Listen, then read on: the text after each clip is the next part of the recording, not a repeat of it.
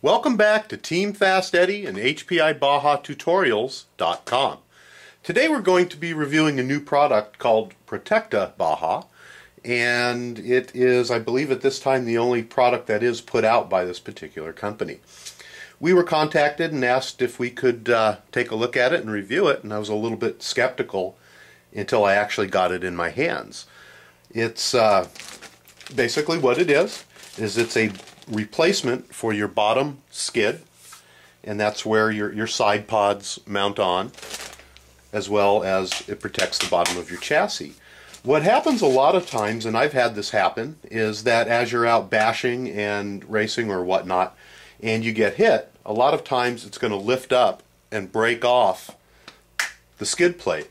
The skid plate itself from the factory is held on with these three little plastic hooks here, and you find themselves breaking off quite often. And this is a new one that I have laying around because I do often replace them. So once I got the Protecta-Baja in my hands, I was actually quite impressed with it and with the design and engineering behind it. What you're going to get with the product is you get it in a bag, and it's very simple to install.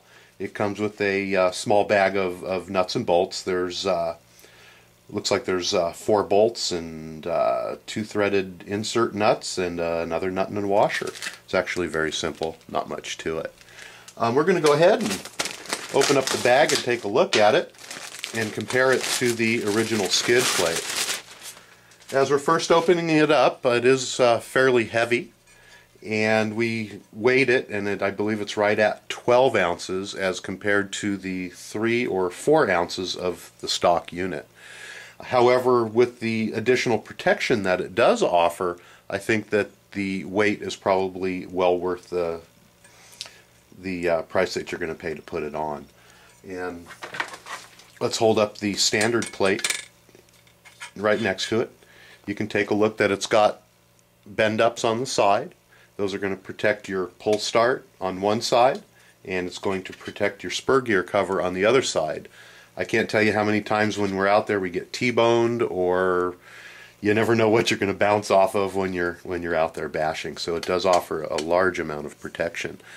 And it also will, the way that your side pods mount on here, it's also going to offer some protection for the side pods from coming off.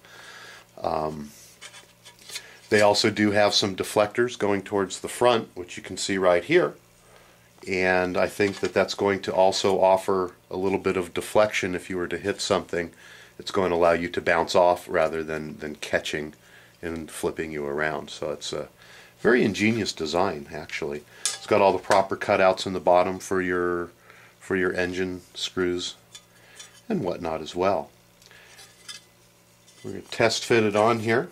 Basically it sits right over where your original skid plate goes, and the cutout for the drop down here is fine. Seems to fit really well for the engine bolts. And then also in the back here, it's got a nut and a bolt to use instead of just a little pass-through with a pin on it. So there will be a little bit of extra work trying to take it off for maintenance. But otherwise, it's a beautifully designed piece.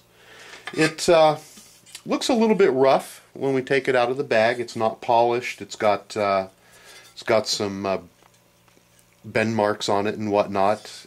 With this going on a basher or a racer rather than a show car, which probably would not use a part like this, I don't see any objections to having it in a pretty rough visual state. But that's personal preference, and for me it's not a big issue.